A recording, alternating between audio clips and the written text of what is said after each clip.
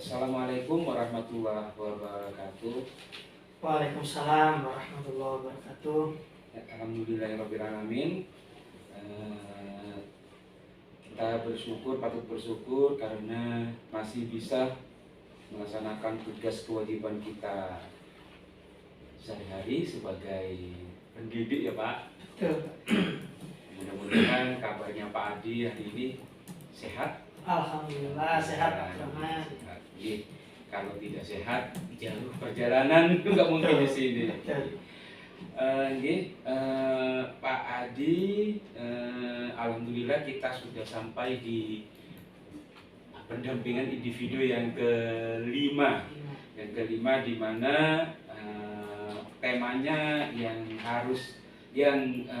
akan kita bahas ini, kita diskusikan tentang rancangan program yang berpihak kepada murid.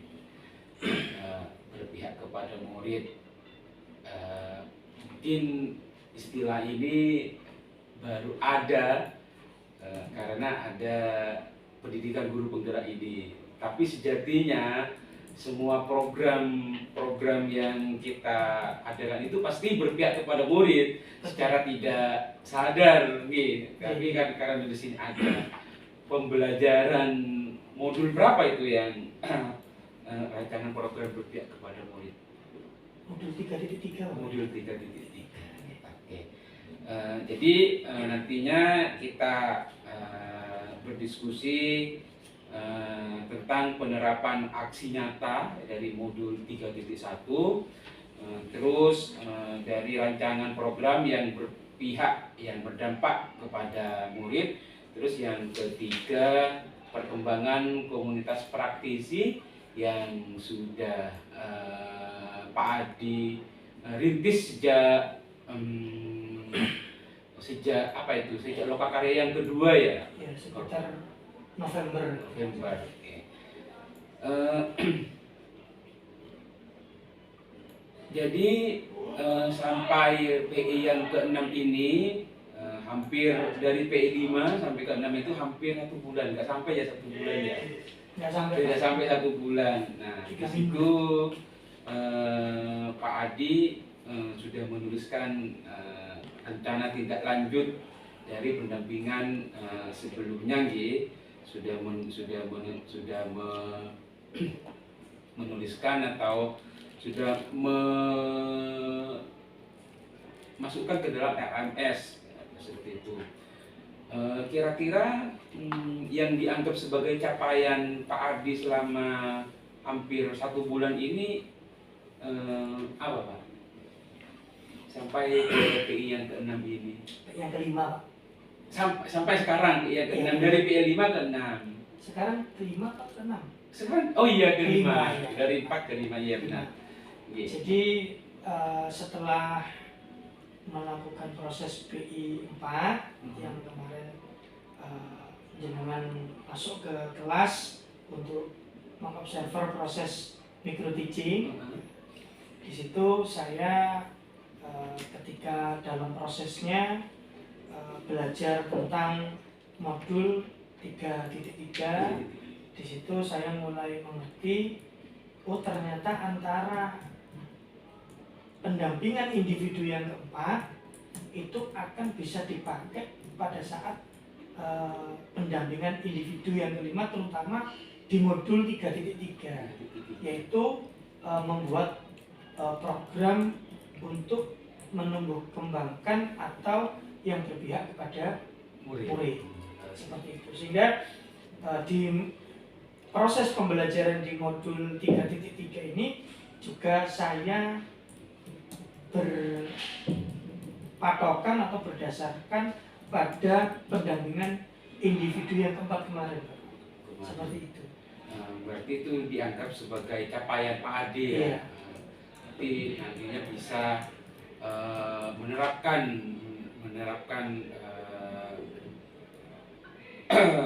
dari pembelajaran modul 3.3. Iya, betul. Ya. Oke, terima kasih Pak Adi sudah menyampaikan berbagi praktik baik yang sudah dilakukan bersamaan dengan pembelajaran daring. Selanjutnya kita merefleksi dari proses pembuatan peta sumber daya, Pak, sumber daya sekolah, di mana di situ kalau tidak salah itu menerapkan aksi nyata 3.1 nggih, sumber daya sekolah. Ada beberapa hal yang perlu saya ingin informasi dari Pak Adi. Yang pertama, dalam proses mengidentifikasi atau menemukan sumber daya yang ada di sekolah, kan itu ada prosesnya. Bisa diceritakan bagaimana prosesnya, Pak? Ya, baik, terima kasih atas pertanyaannya Pak Abdurrahman. Karena di SMK Sedayu ini kan ada 4 jurusan, Pak. Iya. Yang pertama adalah jurusan perikanan, kemudian jurusan kendaraan ringan, jurusan komputer dan jaringan, yang terakhir adalah jurusan listrik. Iya. Nah, pada saat saya belajar modul 3.1 yang mana di situ menginginkan CGP ini untuk ikut serta dalam mengidentifikasi aset-aset atau sumber daya yang ada di sekolah. Saya yang pasti bekerja sama dengan wakil kepala sekolah bagian sarana prasarana. Nah, beliau pun pada saat itu juga memberikan tawaran. Dimulai dari mana, Pak Adi?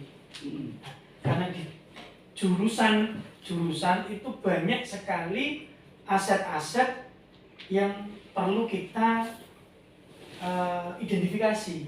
Nah, akhirnya Pak Amul Mujib selaku wakil kepala sekolah bagian sarana prasarana memberikan saran kepada saya, dimulai aja kepada jurusan yang saat itu memang tidak banyak tidak repot yang bisa ini, yaitu jurusan listrik. Sehingga saya mulai mendatangi di jurusan listrik. Saat itu saya ketemu dengan Tulmen, Pak. Tulmen itu kalau di sini adalah pembantunya jurusan, yang membantu ketua jurusan dan kepala bengkelnya. Nah, di situ namanya Mas Arif Rahmat Kurniawan. Nah, di situ saya ikut mengidentifikasi mulai alat-alat yang dimiliki oleh jurusan listrik, mulai dari yang manual sampai yang digital. Karena memang ada alat baru yang mana di situ alat baru ini baru kita dapatkan itu yang berbentuk digital, kaitannya dengan PLC, Programmable Logic Controller. Jadi itu bisa kalau memakai itu, kalau memang alatnya sudah disetting, AC, TV itu bisa kita remote dari rumah. Nah, seperti itu. Jadi di bengkel listrik itu ada 3 tempat yang kemarin saya minta tolong dengan Mas Arif untuk mengidentifikasinya. Terus kemudian yang kedua, saya juga meminta bantuan kepada kepala perpus. Nah, karena di situ juga ada aset-aset yang perlu kita identifikasi, yang kaitannya dengan buku-buku yang nanti akan dijadikan sebagai bahan literasi untuk anak-anak. Nah, di situ saya meminta kepada kepala perpus, yaitu Ibu Suhermin, bersama-sama untuk mengetahui kira-kira buku apa yang sudah dimiliki oleh SMK Sedayu. Seperti itu, Pak. Untuk saat ini baru itu, Pak, karena kalau saya lari ke semua jurusan kayaknya butuh waktu lagi, seperti itu, Pak. Berarti di situ jenengan itu yang diidentifikasi itu aset yang berupa sarpras. Betul. Kalau aset-aset yang lain mungkin ada yang sudah diidentifikasi. Kalau aset yang lain saat ini kemarin itu saya tanya ke Pak Inam kaitannya jumlah lokalnya berapa, kemudian ada berapa lab yang bisa dipakai, itu beliau masih menjanjikan saya untuk mengidentifikasi karena memang sibuknya apa namanya kegiatan teman-teman pada saat belakang ini, sehingga apa ya waktunya untuk menemukan jadi satu itu masih belum ada ya. Ya sebenarnya kalau saya sendiri yang mengidentifikasi di sini terdiri dari sekitar 24 ruang kelas. Di situ ada beberapa lab dan bengkel yang bisa dipakai untuk pembelajaran, terutama pada saat anak-anak belajar tentang kejuruan. Seperti itu. Juga ada satu perpus, kemudian ada khusus untuk ruang server yang biasa digunakan untuk mengakses internet yang ada di seluruh SMK itu. Seperti itu, Pak. Berdasarkan informasi dari beberapa sumber ini, iya, sumber daya itu kan kalau tidak salah yang pasti yang lebih paham Pak Adi, abiotik sama biotik. Betul. Berarti yang disampaikan tadi itu yang abiotik. Abiotik yang tidak hidup. Yang tidak hidup. Kalau yang biotik kita punya sekitar 80 pendidik dan tenaga pendidikan. Tuh.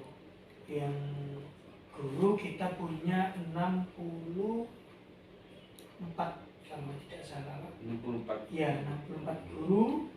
Kemudian sisanya sekitar 18 itu adalah tenaga kependidikan.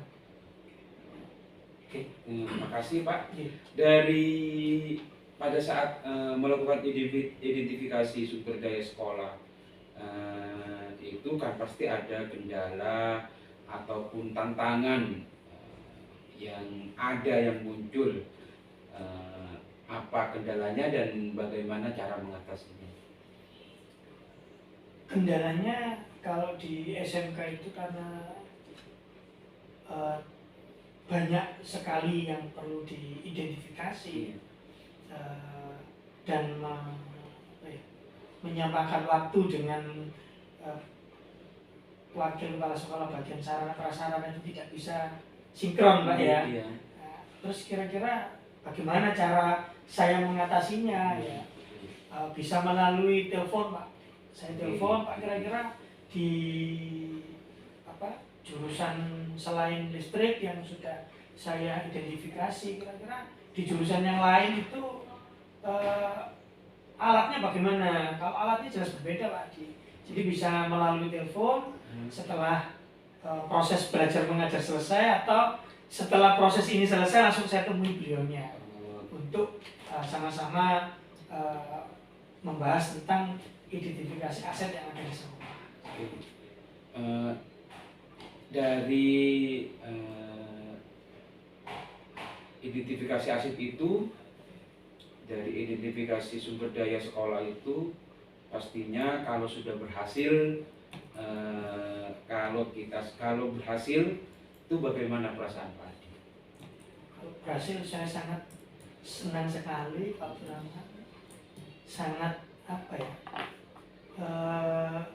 berterima kasih kepada pihak-pihak, terutama wakil kepala sekolah bagian sarana prasarana yang sudah membantu seperti itu.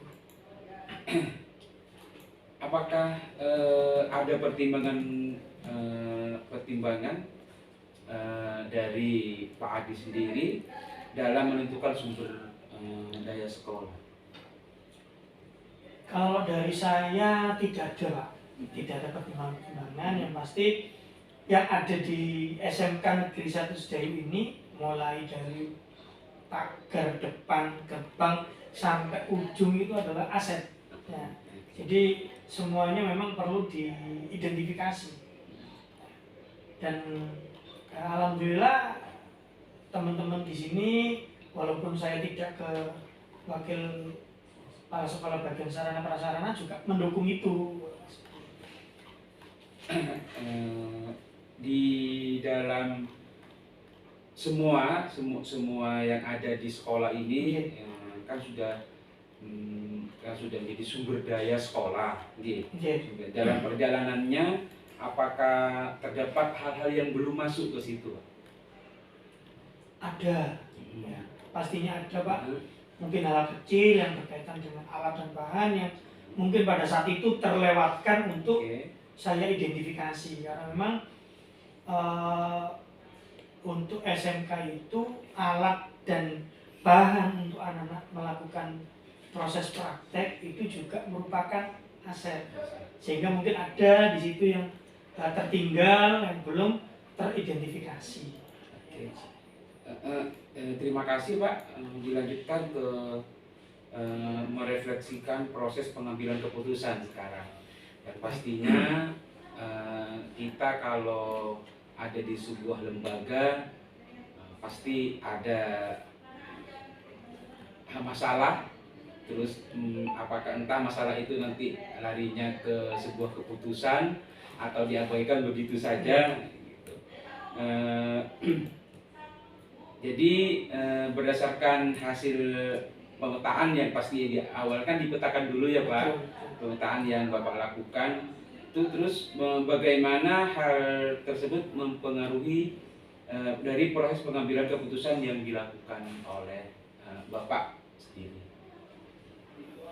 Untuk pengambilan keputusan yang pada saat saya melakukan identifikasi, melakukan pemetaan mungkin ada masalah-masalah, saya yang pertama pastinya tidak langsung membuat sebuah keputusan, tapi kan kita juga identifikasi lagi kira-kira masalah itu harus dibawa kemana. Ya, contohnya kemarin ada anak yang bermasalah di tempat magang, itu kita nggak bisa langsung memutuskan, tapi kita ajak dulu ngobrol, baik itu pembimbing, kemudian pihak perusahaan, kemudian tim magang, kemudian dengan wakil kepala sekolah bagian kesiswaan, guru BK, kita ajak bersama-sama Pak. Jadi peran saya di situ tidak langsung menjadi seorang pembuat keputusan, tapi kita ikut memutuskan bersama-sama. Berkolaborasi bersama. Berkolaborasi. Dari proses pengambilan keputusan itu pastinya ada yang perlu dikembangkan ataupun yang perlu dievaluasi. Apakah hal itu, yang perlu dikembangkan itu yang menurut Pak Adi? Menurut saya yang perlu dikembangkan ataupun perlu dievaluasi kaitannya dengan pengambilan keputusan itu bagaimana kita tidak tergesa-gesa. Tidak boleh tergesa-gesa, kita perlu adanya identifikasi ulang atau mungkin yang sudah pernah diajarkan dengan segitiga restitusi. Itu kan kita bisa mengetahui akar duduk permasalahannya itu di mana, sehingga yang perlu kita evaluasi, yang perlu kita perbaiki ya, untuk pengambilan keputusan itu jangan sampai langsung tergesa-gesa. Ini loh, tergesa-gesa, kalau bisa diidentifikasi ulang. Apa hal yang menurut Bapak dalam mendukung keberhasilan dari keputusan yang diambil itu? Keberhasilan yang menurut saya menjadi sebuah keputusan yang itu bisa diambil itu adalah salah satunya tadi kolaborasi, yang kedua persamaan persepsi sebelum mengambil keputusan, sehingga kalau memang kita persepsinya sudah sama tentang sebuah masalah, baru kita ambil sebuah keputusan itu, maka keputusan itu akan kita tanggung bersama-sama. Nah, seperti itu. Di dalam sebuah keputusan itu kan ada dilema etika ya Pak, dilema etika. Mungkin adakah pengalaman dari Pak Adi yang terjadi itu baik sebelum melaksanakan PGP pada saat sekarang dan saat sekarang itu saat melaksanakan PGP ini yang mencerminkan dilema etika itu Pak, baik itu kepada murid atau kepada teman sejawat. Mungkin ada pengalaman yang dialami Pak. Ya, kalau pengalaman itu pastinya banyak Pak. Mungkin salah satu bisa disebutkan. Salah satunya adalah bagaimana saya ketika menjadi seorang wali kelas punya peserta didik yang saat itu sering tidak masuk. Kemudian saya beserta guru BP datang ke rumahnya, anak yang bersangkutan juga tidak ada di rumah, informasinya berangkat sekolah. Akan tetapi ketika kita telusuri ternyata anak ini broken home.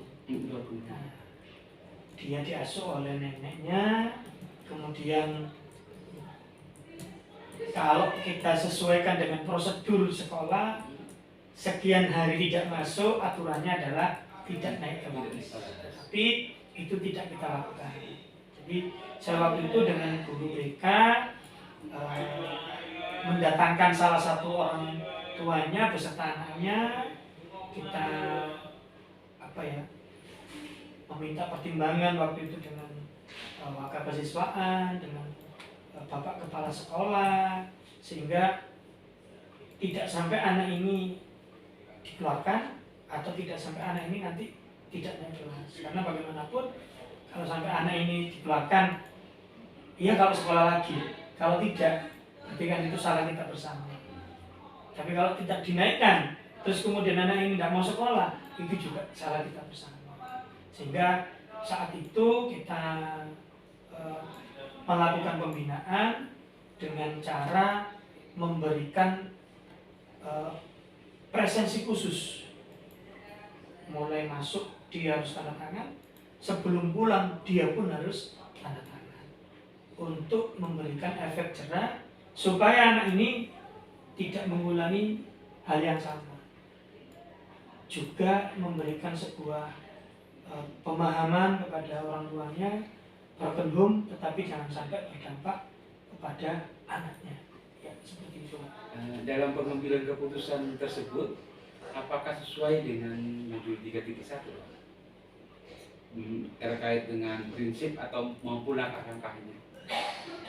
Kalau dari sisi pengambilan keputusannya, menurut saya sudah, walaupun tidak secara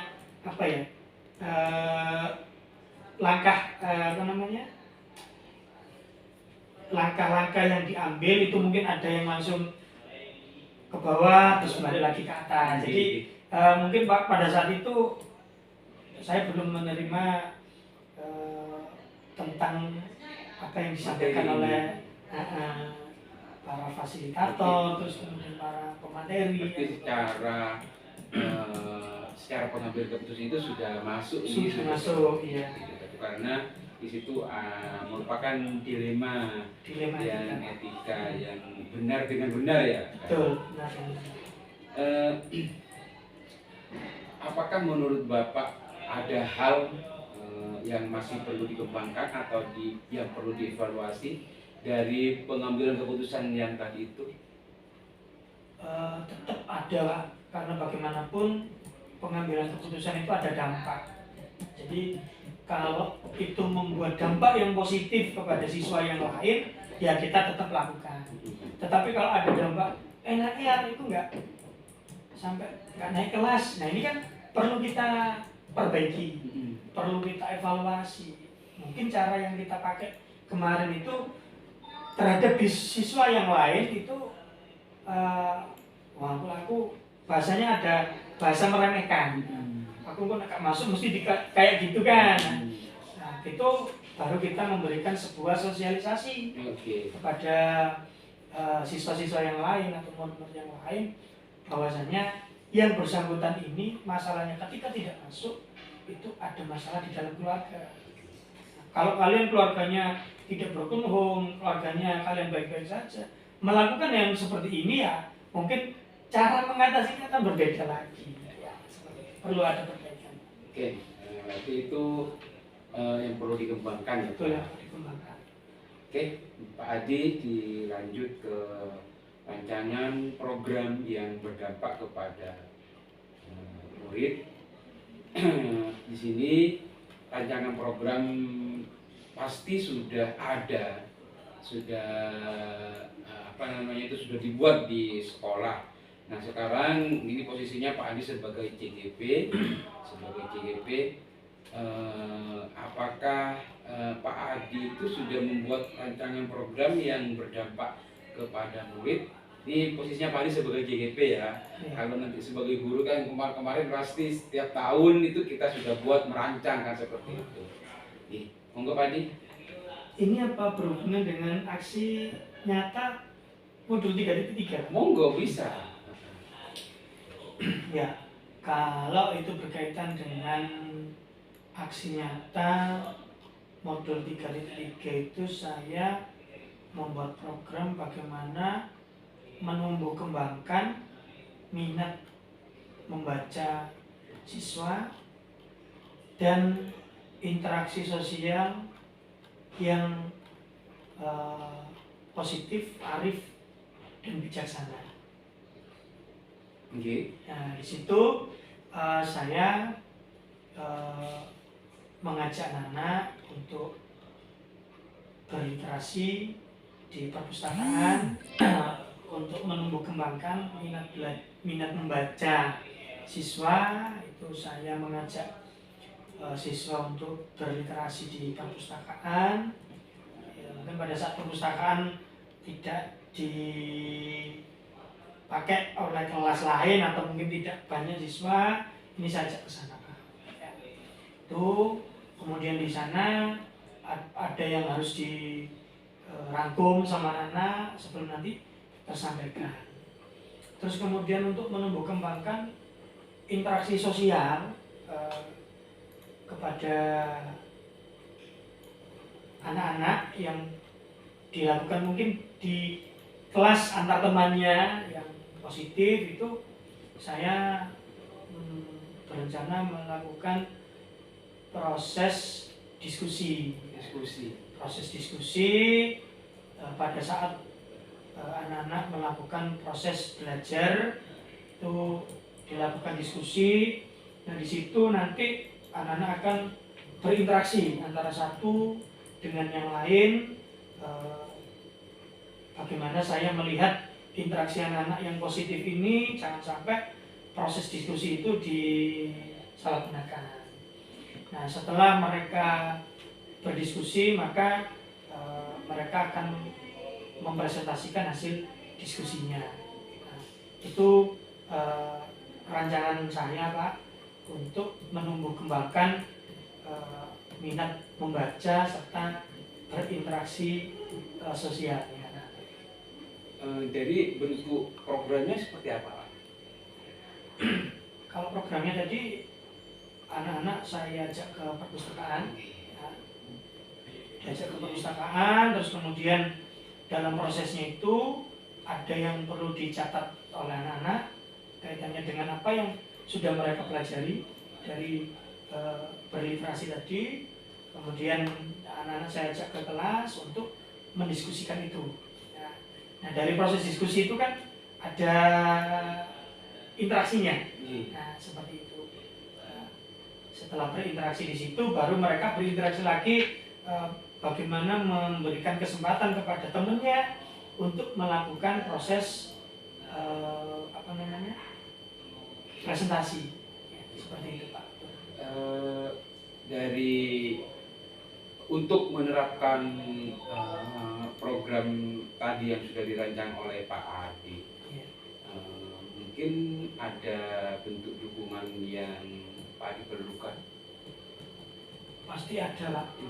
Dukungan yang pertama mungkin dari teman sejawat, ya. bisa dari teman sejawat, dari wali kelas terutama. Yang pasti saya juga koordinasi dengan yang pertama dengan pengurus kelas. Saya meminta ide kepada anak-anak tentang program yang akan saya jalankan. Dari masukan-masukan yang sudah didapat dari anak-anak, nanti mungkin akan kita laksanakan seperti yang kemarin sudah dipelajari di modul 3.3 Pak ya.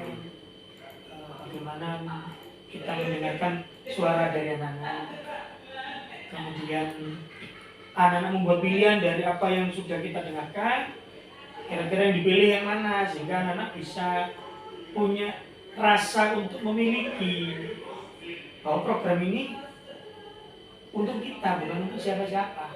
Seperti itu. Dampaknya untuk kita kan gitu ya. Tantangannya Pak? Mungkin ada muncul? Kalau tantangan pasti ada Pak. Namanya anak SMK itu untuk diajak berliterasi berat. Tapi dengan mereka membuat sebuah rancangan sendiri, maka usul dari mereka, ide dari mereka, gagasan dari mereka, kemudian yang milih juga mereka. Ini mereka akan merasa bahwa iya, ini kan ide kita, gagasan kita. Kalau tidak kita jalankan ya percuma kan, seperti itu. Jadi tantangannya memang untuk merangsang anak berliterasi itu cukup sulit. Terus untuk menghadapi tantangan itu apa Pak? Ya saya sebagai guru yang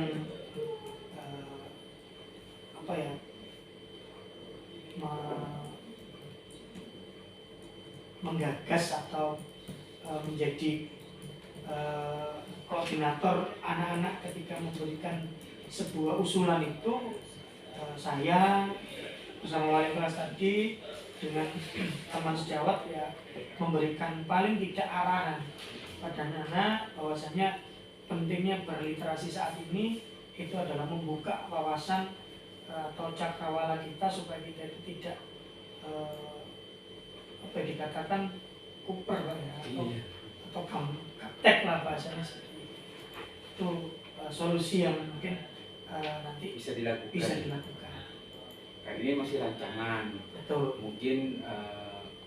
Mungkin belum dilaksanakan. Betul. Ya. Oke, selanjutnya Bapak tentang perkembangan komunitas praktisi yang sudah Bapak rancang, di mana komunitas praktisi itu sudah kita bahas dari sejak awal, begitu. Di situ apakah Pak Adi sudah merintis ya? Ya, merintisnya memang sesuai dengan apa yang pernah saya sampaikan, bahwa di sini awalnya kan kumpulan matematika. Iya. Terus kemudian ke teman-teman selain matematika. Di situ saya juga memberikan sebuah gambaran-gambaran, motivasi-motivasi tentang apa yang pernah saya dapatkan dari PGP ini. Ya, seperti itu. Di situ peran Pak Adi sebagai apa? Di komunitas itu? Kalau saya di komunitas itu pastinya sebagai koordinator. Koordinator komunitas. Apa sudah ada namanya Pak? Ya itu kayaknya yang belum. Belum. Kalau kita ngomong MGMP berarti kan mata pelajaran. Nah padahal ini kan ada selain matematika juga. Mungkin kita akan coba untuk berdiskusi lagi kira-kira apa nama yang pas untuk komunitas kita ini. Ya kalau bisa kan itu ada legalitasnya. Ada legalitasnya. Ada nantinya kan ada namanya, nama komunitasnya.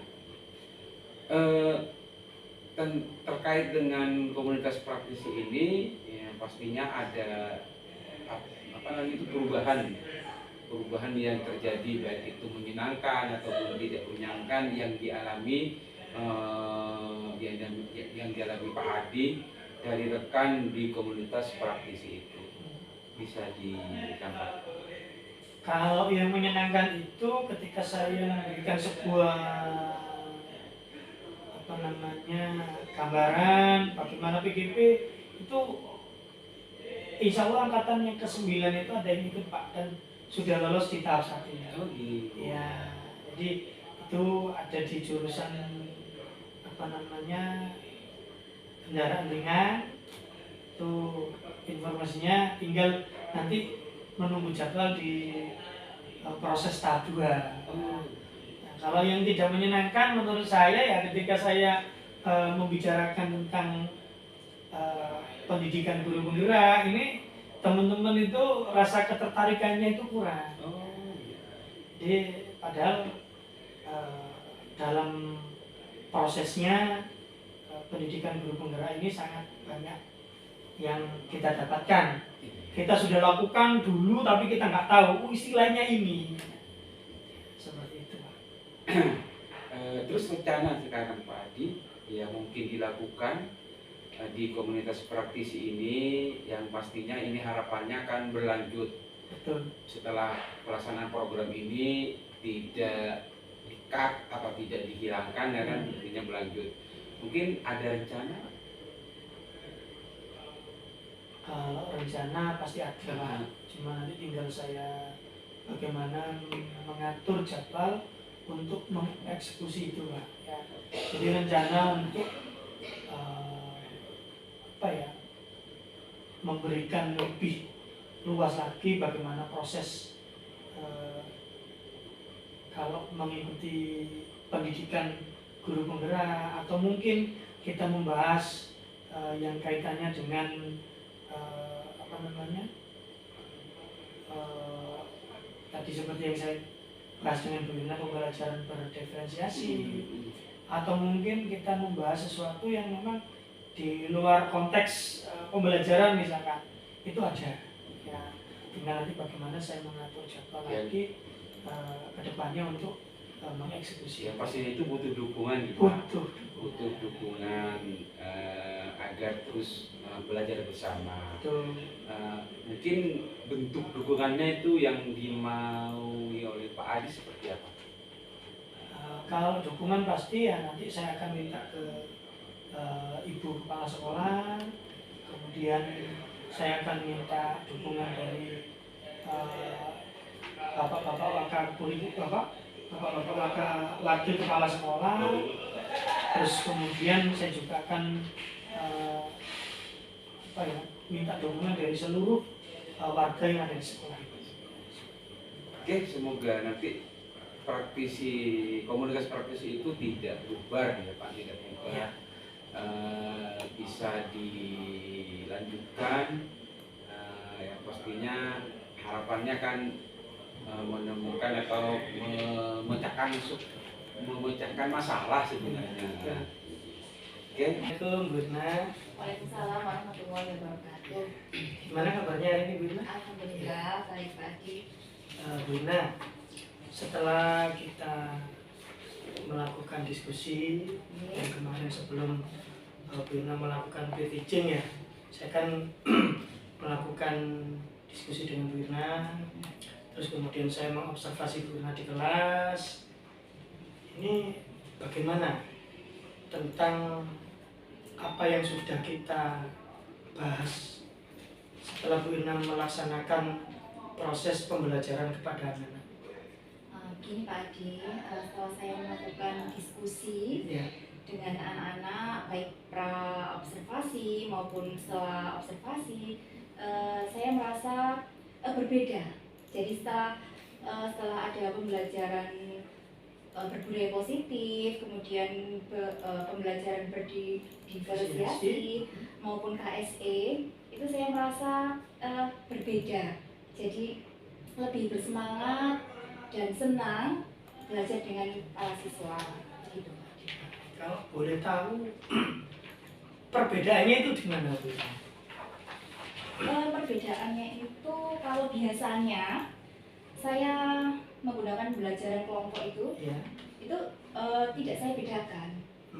Jadi tiap kelompok itu saya campur, jadi antara siswa yang visual maupun siswa yang kinestetik itu saya campur, jadi tidak saya bedakan.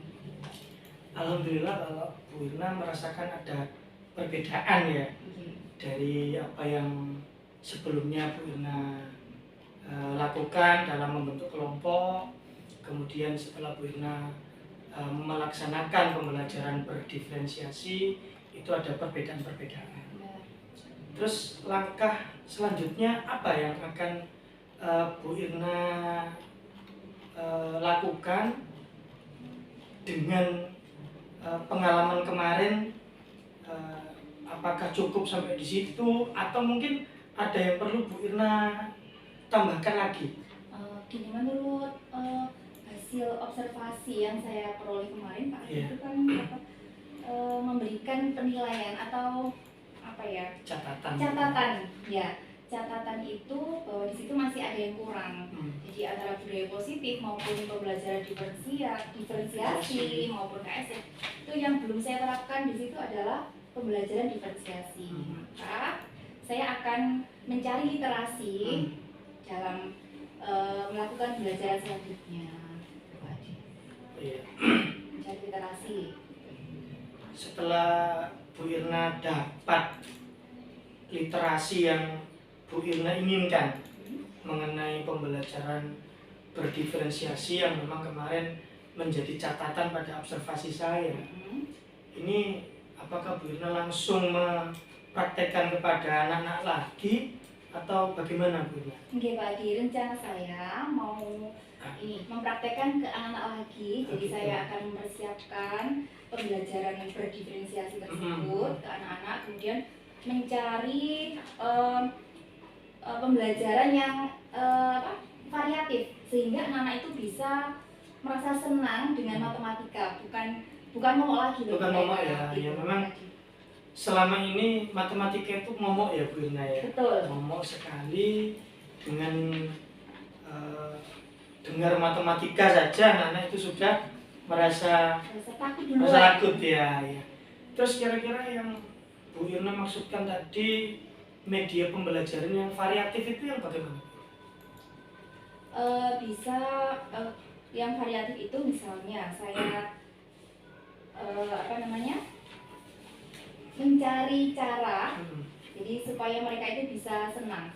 Misalnya saya membuat kertas warna-warni untuk mencari tahu dulu mereka ini sebenarnya karakternya bagaimana sih, begitu. Jadi saya supaya bisa mengelompokkan itu. Gitu. Sungguh luar biasa apa yang sudah Bu Irna rencanakan nantinya yang akan mau dipraktekkan anak-anak ya. Ini kira-kira kalau boleh saya tahu kapan Bu Irna memulai untuk mempraktekkan apa yang sudah Bu Irna dapatkan dari literasi-literasi yang sudah Bu Irna dapatkan? Insya Allah dalam minggu ini Pak Adi saya akan melihat jam mengajar saya sesuaikan dulu jam matematika itu per hari apa, kemudian saya akan membuat modul yang di situ akan saya selipkan model pembelajaran yang baru yang variatif tersebut. Ya. Apa yang Bu Irna dapatkan dari percakapan kita barusan? Tentang hal apa atau hal baru apa yang Bu Irna rasakan dari percakapan kita barusan ini? Jadi saya lebih bersemangat lagi dalam pembelajaran untuk anak-anak ke depannya nanti. Jadi lebih tahu dan lebih memahami lagi apa itu pembelajaran diferensiasi, kemudian berbudaya positif dan KSE itu bagaimana. Jadi saya lebih termotivasi lagi untuk memperbaiki pembelajaran yang sebelumnya saya lakukan. Iya.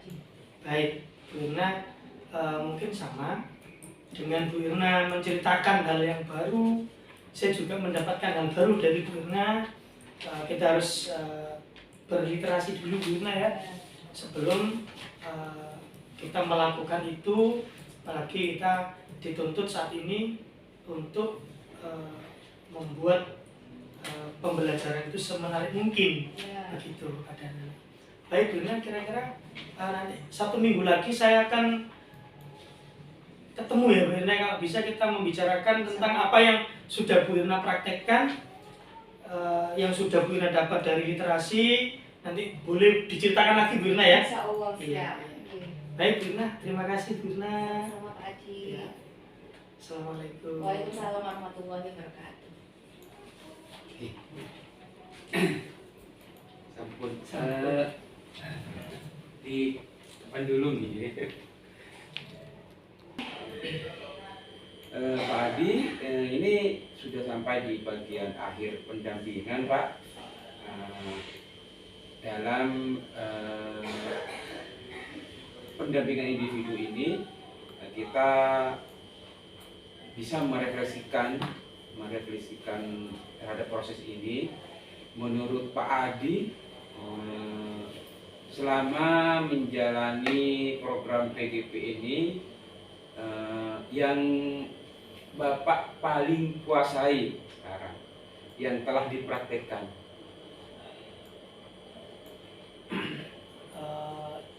Kalau ditanya yang paling menguasai dan yang sering saya praktekkan itu adalah budaya positif. Budaya positif. Jadi sampai saat ini alhamdulillah budaya positif yang sempat saya lakukan dulu itu adalah berkaitan dengan bagaimana saya membiasakan diri termasuk anak-anak itu untuk duduk yang sopan selama berada di lingkungan sekolah. Jadi alhamdulillahnya ketika anak-anak yang sudah sering saya tegur atau saya punya bukan tim, tapi ada anak yang dulu pernah melakukan itu, saya ajak untuk mengingatkan teman-temannya. Itu dari kejauhan itu mereka langsung otomatis duduknya tidak harus sopan Pak. Itu yang saya lega ketika dari kejauhan terlihat yang biasa nuturi seperti itu, mereka akan terbiasa. Itu yang dikuasai di Pak. Iya, Sekarang yang saya sampai saat ini membingungkan sekarang Pak. Iya. Kebalikannya membingungkan, dan pastinya Pak Adi ingin sekali belajar lebih dalam lagi. Itu apa? Tentang apa? Ya, yang pasti tadi mungkin cara mengidentifikasi aset yang benar itu bagaimana. Karena memang kemarin pada saat mengidentifikasi itu mungkin belum maksimal, sehingga saya perlu belajar lagi bagaimana mengidentifikasi aset yang seluas ini, yang sampai ke detail alat-alat yang terkecil pun itu bisa teridentifikasi. Nah, mungkin itu juga yang kemarin menjadi catatan ketika ada pihak inspektor ke sini yang ditanyakan itu aset. Oh Iya. Ini sangat penting juga itu. Betul. Ya. Oke. Sekecil apapun ditanyakan. Jadi semoga nanti ada waktu untuk belajar bersama lagi Ya, untuk terima proses itu. Ya. Terima kasih Pak Adi sudah berbagi praktik yang sangat baik ini. Semoga kita selalu ini berpraktek baik ya, berpraktek baik. Syukur-syukur bisa dibagi ke teman-teman sejawat yang lain. Sebelum mengakhiri pendampingan ini saya perlu menyampaikan ke Pak Adi terkait dengan tugas yang harus Pak Adi lakukan sebelum PI ke-6. Yang pertama, Pak Adi menyebarkan kuesioner yang kemarin itu guru kepala sekolah, 5 orang guru sama 5 orang siswa, 5 orang siswa yang terkait dengan feedback 3.600 itu, yang sama dengan kemarin disebarkan ulang. Nanti kan mereka para responden akan mengisi kan mengisi sesuai dengan yang sesuai dengan tentang Pak Adi itu. Berarti yang kemarin sudah terisi, kita Terisi. print lagi untuk diisi ulang atau gimana? Diisi ulang Pak. Oh, diisi ulang. Yang kemarin itu kan nanti kan sampean kan setelah sampean menerima dari responden nanti dimasukkan ke LMS. Nah itu kan menjadi self evaluation dari Bapak kan gitu. Yang kedua, Pak Adi nantinya harus melakukan diskusi terkait pemetaan aset.